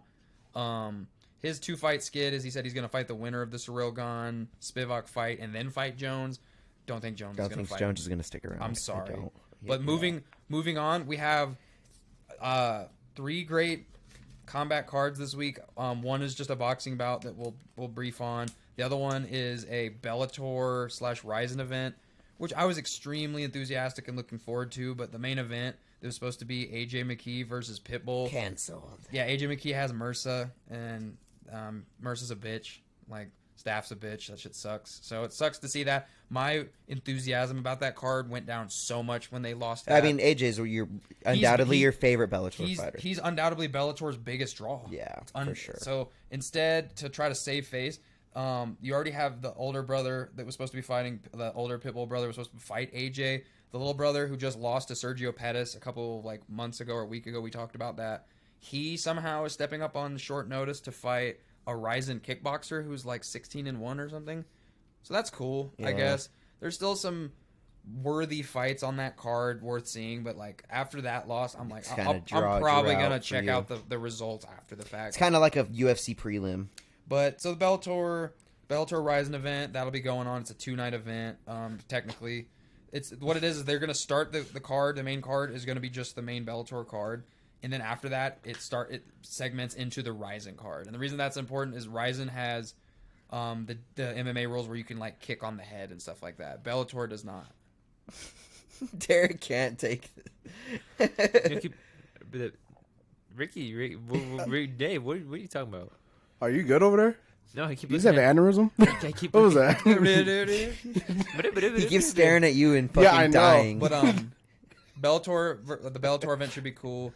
If one thing that we're gonna focus on outside of the UFC 291 that we're gonna get into is we got to talk about Bud Crawford, Earl Spence Jr.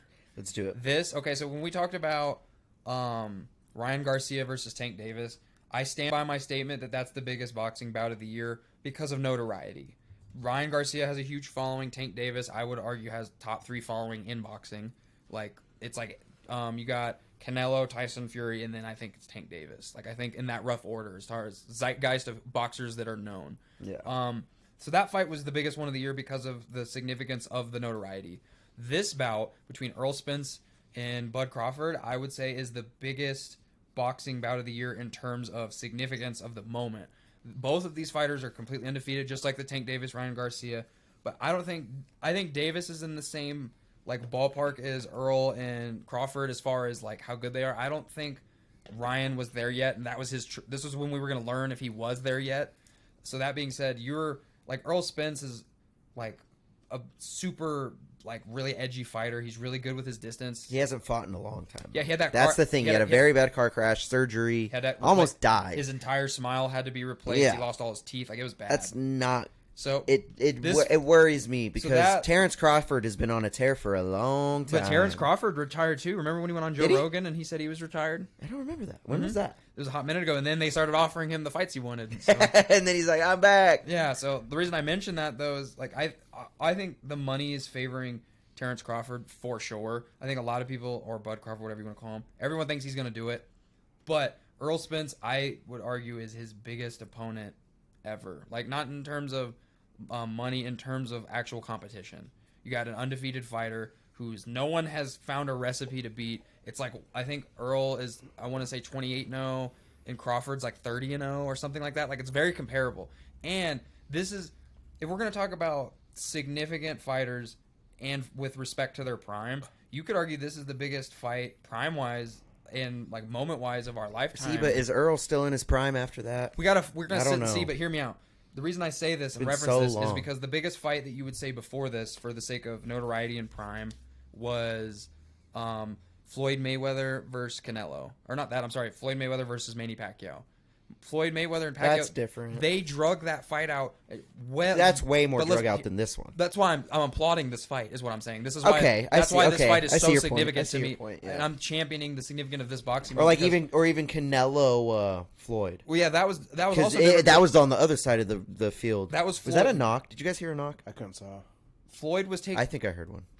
Well, they'll do it again. They'll do it again. Floyd was taking advantage of Canelo's youth and what he didn't know what he didn't know. So Floyd took advantage of Canelo being younger. On the interim of that, Floyd took advantage of Pacquiao once he was post-prime. Like, Pacquiao eventually got his ass rang by, what's his name? Who's the guy who knocked him out in, like, the 4th round? Who? Manny Pacquiao. Oh, he beat Adrian Broner, and then... Is it Ortiz? No. Not Ortiz. What the fuck is his name? Mexican guy. Mm-hmm. I can't think of his name. His nickname was Rocky. Rocky. Cesar Chavez. No, his nickname was Rocky. It's like that, but here. I'm pretty sure his nickname was Rocky. The point being is he waited till Manny Pacquiao had a lot of miles on his belt before he decided to make that fight happen. And that was the biggest money bout ever in the history of time. That's more money was exchanged in Pacquiao versus Floyd than any fight ever. The fight before that was Floyd versus... Juan Marquez. Yeah, I couldn't think of his Juan name. Marquez, that's what I said, fool. I was like... That's what I said. It's like that, bro. Juan Marquez, fool. I fucking... champion, fool. Juan Marquez fucking knocked his ass out. That's my cousin, I'm pretty sure. He was the one who planked him. He turned him into a fucking solid block of wood. Yeah, but I bought that shit. But the reason I'm... and I bought it and put it in my fucking body over. I just bring that up because in our lifetime, all these big prime like super fights that we've gotten the privilege of seeing all took place when one fighter was favorably in a position of power over the other, whether that have been financially or the state of their career. Yeah, that Manny fool was in America. Manny Pacquiao was old as shit when he Old fought. as fuck. And then Canelo was young as shit. So it was Yeah, like, it was I mean, he cherry Floyd picked. is different because he had 2 different eras. But the reason I mention it is he cherry, and that's not, you should do that. He's Yeah, a for billionaire. That's how you do that. That's how you do that, for But real. the reason I mention it is this is Terrence Crawford and this is Earl Spence Jr. not doing that. This is them each of them are risking their and let's face it, if the way you got to look at it from a boxer is you fight your whole life to hope for a super fight. And then once you hit that super fight, like you go into the super fight thinking you're going to win, obviously, but you also go into it with the notion that this one fight is going to secure me more wealth than any fight for the rest of my career. This is everything I've worked towards. So win, lose, or draw on this fight, I'm winning because I'm making like 10, 30, 40 million dollars for 36 minutes of my job. So I think both fighters have to like go in thinking like I'm going to win, but also have that in their mind. If I do lose, if this is my first L, this is everything I've worked towards. And who do you know who's made $40 million to lose after 36 minutes of effort? I agree with you on that, but it's not just 36 minutes, bro. It's the full months. There's a before culmination that. There's of a lot of months. Everything before has led to this moment. Yeah. But the actual performance, your job performance, like a lot firefighters train all the time. They train their asses But they don't off. have to pay their trainers. Well, the reason I'm referencing it is because As taxpayers do. your performance expectation is in a you got 3-minute rounds, 12 rounds. That's 36 minutes. Yeah, you're right. You got 36 right. minutes to everything you've worked towards. That's to the earn it. thing that gets you the money, anyways. Like it's not But- like the practice gets you the money. But you can't tell me going into those super fights, if to the loser, you can't tell me that guy is like. Of course, he's devastated. He's not an undefeated fighter anymore.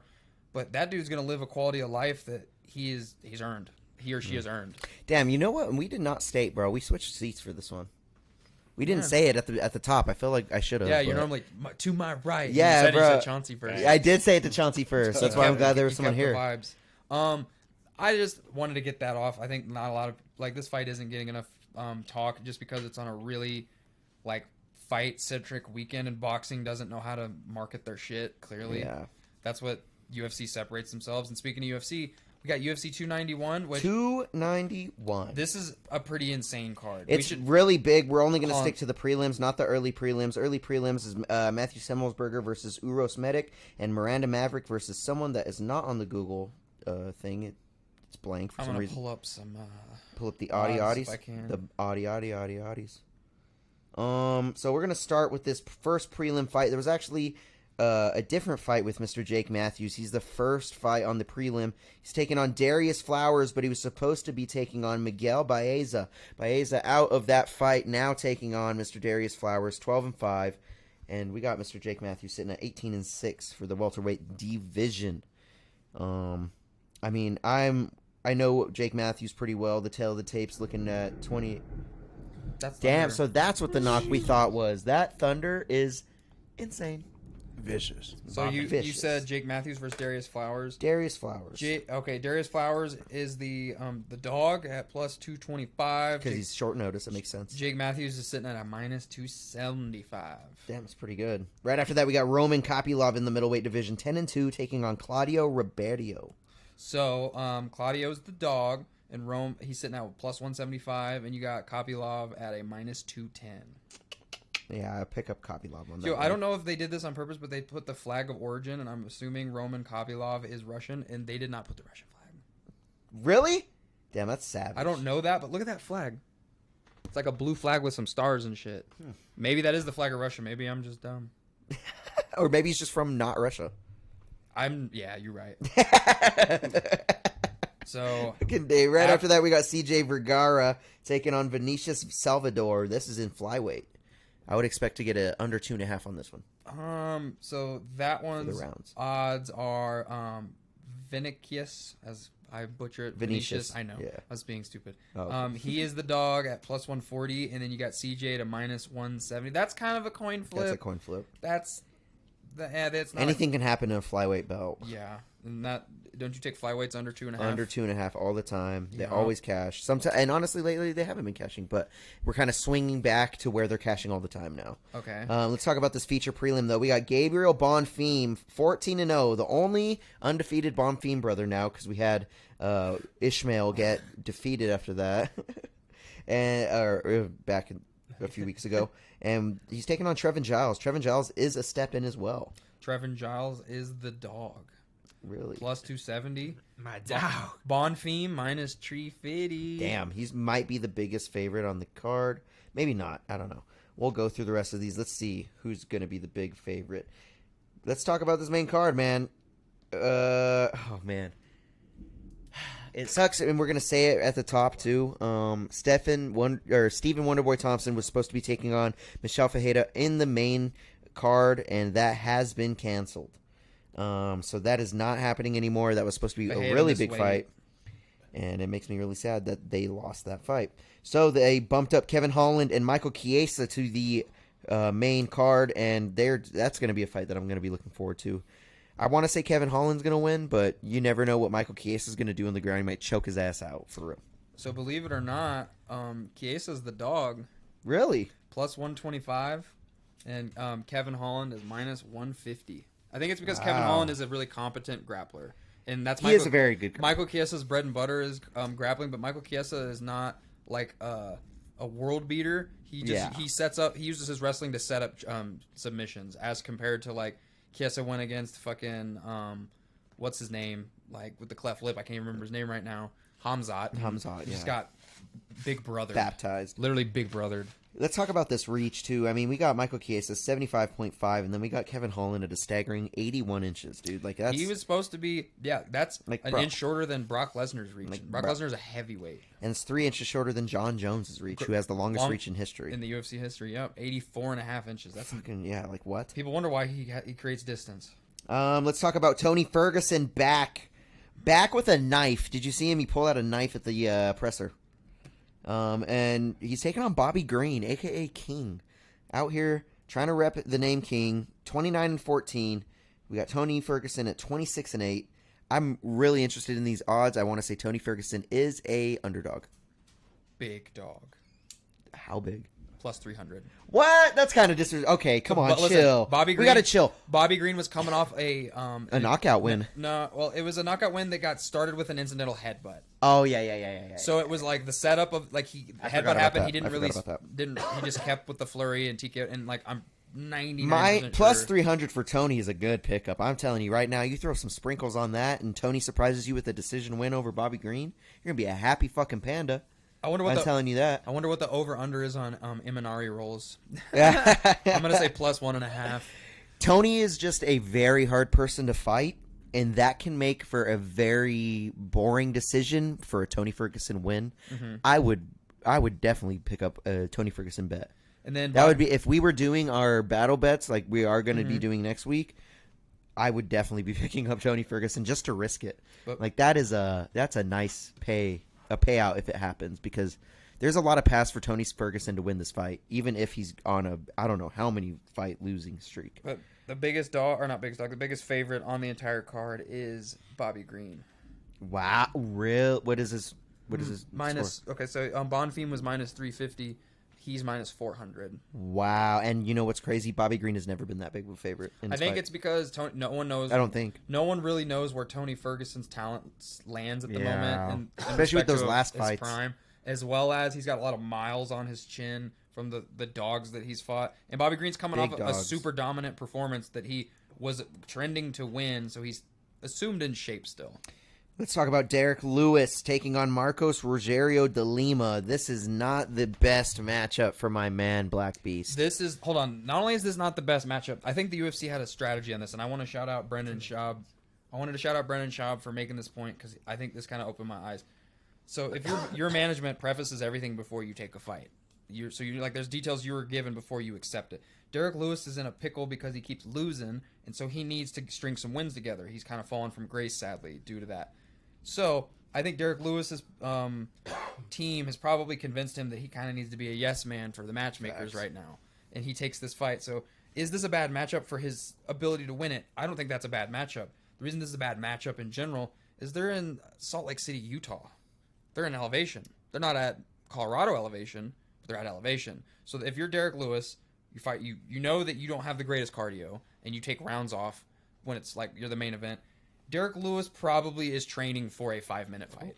I shit you not. I would bet and this is what Schaub suggested, and I would agree with it. He's probably training to get this guy out of there in 5 minutes, because after that, you realize how Facts. winded he's going to be. It's the highest elevation Deryk Lewis has ever fought at. Is that what you said? It's just higher I think elevation. it's the highest. It's he's like ever. 2,500 feet or something like that. Like, it's higher than what he's used to, and like That's not good. And it's against a wrestler. Isn't that a wrestler and ground and pounder, Marcos de Ruggiero de Lima, with a lot of experience, just as much as experience as Deryk Lewis, pretty much. Deryk Lewis's career moving forward, it's like not that he can't keep fighting, but it's looking pretty grim right now. So he needs this. But what if win. he knocks this motherfucker out? I'm gonna be so happy. What's the odds? So Deryk Lewis is the dog, Of course, plus 180. that's not terrible of a dog. I actually would want. Ruggiero de bigger Lima number. is minus 220. Not the best. Let's talk about Jan Blachowicz. Almost said Blachowicz. Always do that. Jan Blachowicz taking on Alex Fajeda, or Pereira, whatever you want to say. I don't know which is the exact right way, but I don't know who wins that fight. Dave, what are the odds looking like? So let me explain before I'm done. Alex is the dog I expect that. in a pick'em. So it's What? so you got minus 115 Jan, minus 105 Alex. Wow, Now, that's way closer. A than I note thought. that I want to make about this fight that's really important, because we mentioned in prior weeks that Jamal Hill has vacated his belt. That belt is now vacant. The UFC's current plans for the light heavyweight belt, as it was explained to me, is the reason that this fight is not instantly for the belt, because that's like path of least resistance. You would have to promote it to the main event, which the BMF belt has already been advertised. They don't want to do that. So, because you can't not have the belt, you know what I mean? That's how that has to work.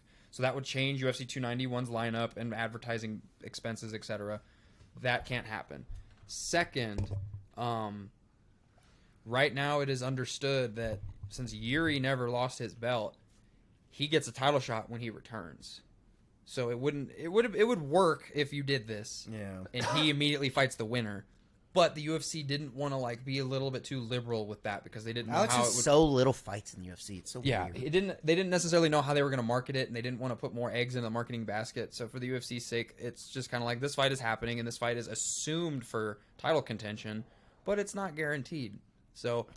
And if he doesn't fight him, like, you can look up in the top 5, like, it's slim pickings for who deserves it, you know. Yeah. The light heavyweight division is just a fucking Glover mess. stopped It's a training mess. seriously, but you and I both know that, like, if Glover came out of retirement to rematch Yuri, take my money, dude. Take the fucking Take money. my money. That was such a good fight. One of the greatest I fights was ever. yelling at the top of my lungs. I was freaking out because every other 10 seconds I thought the other dude was getting TKO. Well, I had a Glover to share a submission win for like plus I don't know how much money, and I put a good amount of money on it. And he was in. He had him on. He had his back, arm around the neck. So I was Now- freaking out, yelling. The UFC has a really good golden marketing opportunity. They fast-tracked Pereira to Izzy because, let's face it, Izzy cleared out the division. And then fast tracked him straight to Jan Blachowicz, who probably is going to win. So, but if Pereira can beat Jan, the UFC could try to get Pereira. Jan is going to. I think Jan might dog this man. Probably, but just hear me out. If Pereira could somehow do whatever it takes to become UFC champion, somehow becomes UFC champion, the UFC now has a golden opportunity to rematch him and Izzy at 205, which you and I both know they want to do. Yeah, you're right. It's a big rematch. It's at a new weight class, which adds a little difference in the stakes. We all agree that Alex is a much naturally bigger man, because he rehydrated to illegal percentages in his previous fights, but they let him slide because he's fighting for belts. You know, it is what it is. It's crazy. Who are you picking though? This is hard for me to pick. Yeah, I got Because Jan. here's my 2 cents. If Jan can get it to the ground, I think it's going to be over. If Izzy fast. can get it to the ground, Jan is gonna get it to the ground. Yeah, so if Jan Izzy got him to the ground, and Jan got Izzy to the ground without hesitation, with no effort. So MMA math does not work, but hear me out. It doesn't. Yeah. I think Pereira is going to be hitting equally as hard as the guys at 205, faster than the guys at 205. He's going to be the best striker that Jan's ever fought. He's also a very weird striker. I consider unorthodox. I genuinely, and I'll stand on this hill until proven otherwise, I still think that Pereira is a superior striker to Izzy, but Izzy strung it together on their last bout. He's 3-1 against the man, with 2 knockouts, 2 very unquestionable knockouts. So the reason I reference that this is Jan's best striker he's ever fought. Yeah. Pereira is going against the biggest, best grappler he's ever fought. We're just gonna have to see what happens, man. If he rises to the occasion, because like I see this fight going one of two ways. We're gonna see a reincarnation of that Izzy fight, and Jan's gonna stick to the same game plan because it's a kickboxer versus a kickboxer. It's very smart. Or Pereira's gonna knock this man out very fast. I would hate to see Jan on the ground unconscious real fast. His most powerful punch is his lead left hook. That's right. That's right. just Jan might get caught being all cocky. Sean Strickland would have fought for a title by now if it wasn't for that lead left hook. Let's talk about Dustin Poirier taking on Justin Gaethje for the BMF title. We only have a few minutes left. After this fight, I don't know if we'll parlay. We might just end it with a nice little talk. We'll see what's good. I'm cool with just ending it after talking about this. Yeah. So Dustin Poirier taking on Justin Gaethje. I mean, fight that has been... I've been waiting for this fight for a long time. They did it once, and it was crazy. So I've been waiting for the second. I just don't know if Justin gets it done over Dustin. Dustin is just so good on the feet and on the ground. I have some hot takes that I'll get them back to back. Give me these odds first. So Gaethje's the dog, but in a very close odds. Gaethje's plus 125, Dustin's minus 150. So if you look at their careers and since they fought Khabib or since like their last so many fights, like there's this meme that I saw. They've gotten the exact same MMA record. They both beaten Michael Chandler. They both lost to Khabib via a submission. Their cage time is like the exact same or really close. Like it's really bizarre. They're such similar parallel fighters. But my hot take is that I think as much as this burdens me to say this, loser of that fight retires, bro. Nah, I don't think so. Well, maybe, but Justin Gaethje said on two separate interview occasions, he's close. No, he said that this is his last title run. He thinks that. With his age and where he's at in his career, you're right. He doesn't have much time left because Gaethje's got to be 32. He 29, is 32, 34 years old. Yeah, 34. Both of these so guys is Dustin. Both of them are older. So Dustin's 34 as well. 30.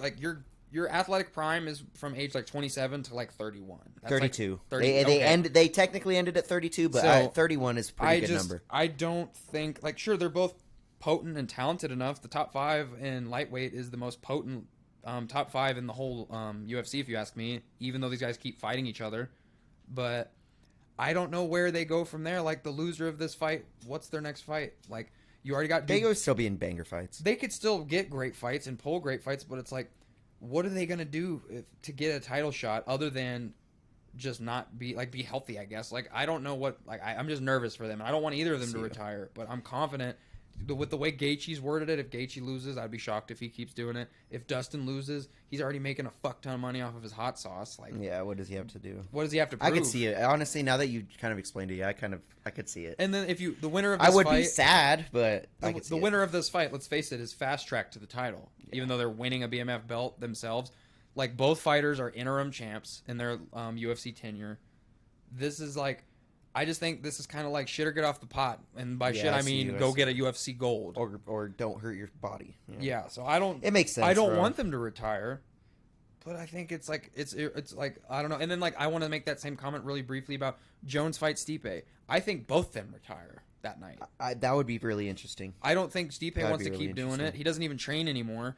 And let's be honest, if John has to fight a Pavlovich or even an Aspinall, it's going to be a fucking handful. He's not going to. I will tell you right now that he's not going to. You want to know why he's not going to? Because John Jones is on a pay-per-view model, and no one's buying that. I'm sorry. No one. Right. John Jones polls, but John Jones needs an opponent. He needs a dance partner. Yeah, an Ngannou. No one has it. Ngannou was that. Ngannou was that. Ngannou I feel like that's what John went to the heavyweight division for. You know what I mean?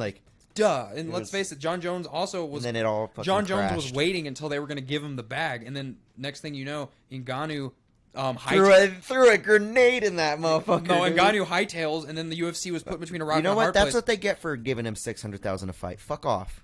Now that motherfucker's making $30 million. Y'all are making $380 million fucking dollars a year, more than all other combat sports combined, and yet your guys' highest paid players are getting paid less than the C League MMA League. It's fucking disgusting. Dog. Fix it. But that is the whole card. That is UFC 291. One thing I will say about this Justin fight is it's guaranteed going to be getting a bonus. I'm sure something crazy is going to happen, so be sure to watch that. Both guys are going to be getting UFC 291 has been reviewed for the last time. Let's talk and end with this. So we were talking before this, guys. this will be the last Sport Champs. Sport Champs has had a great run. We've been kind of talking about it since Winston left, even a little bit before Winston left, about changing it and doing different things. We all just kind of think that Sport Champs needs a fresh coat of paint, something new to the channel. So me and Dave have been talking about it. I've been kind of working on something new, and go ahead, Dave. So it sounds kind of gnarly saying that, but to be more transparent, we're just gonna like do something different. It's in the this same time slot is going to be different. Is basically what I'm saying. Sport Champs is done though, like it is. We're gonna forever reference sports fighting. That's never going anywhere. But we're gonna try some things. We're gonna experiment. We're gonna see what works and what doesn't. Yeah. But we're gonna expand the horizon. But be here next week, because we will be here next week. It's just going to be with a new rollout and a new project that we're going to be testing out. It's going to be a pilot kind of. The next episode might still be titled Sport Champs episode, whatever. We're still going to whittle down figure a it out. name. Yeah, we're going to figure it out. Nothing's changing. This is the last time we're going to be breaking down stuff like we usually have for Sport Champs. This current traditional thing. But when pop culture happens, current event happens, you already know we're going to talk about it. Me and Dave are not leaving.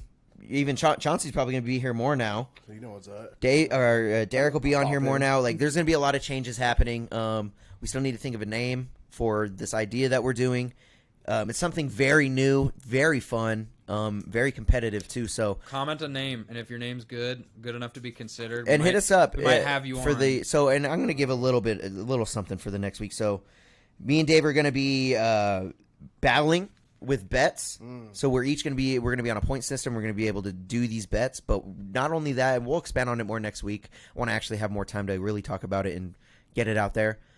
We're going to be doing that, but we're also going to be doing some other type of battling to do with other subjects, not only just sports, but it can be within sports. So me and Dave are just going to keep doing shit we love to do, shit we love to talk about. We're not going anywhere. Shit is just changing a little bit. You know, Sport Champ's going to get a fresh new coat of paint, and with that coat of paint, it's going to be a new name and a whole new show. So be on the lookout. Thank you for everybody that's rode with us. If you're a Sport Champs loyal, thank you for real. You know, we're just looking to do something new with it. Let's see what we do, and catch us next week, y'all. Do not forget to follow me everywhere. Rick G, hit the link below. It's my man Dave to my left, my man Chauncey to my right. We got the one and only Deryk right in front of us, and this has been Sport Champs. Thank you, guys.